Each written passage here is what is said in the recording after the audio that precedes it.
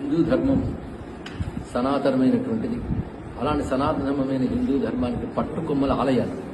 అందుకే మొదట్లో ఈ ధర్మాన్ని దేశాన్ని దెబ్బతీయదలుచుకున్న వాళ్ళందరూ ఆలయాలను విధ్వంసాలు చేశారు.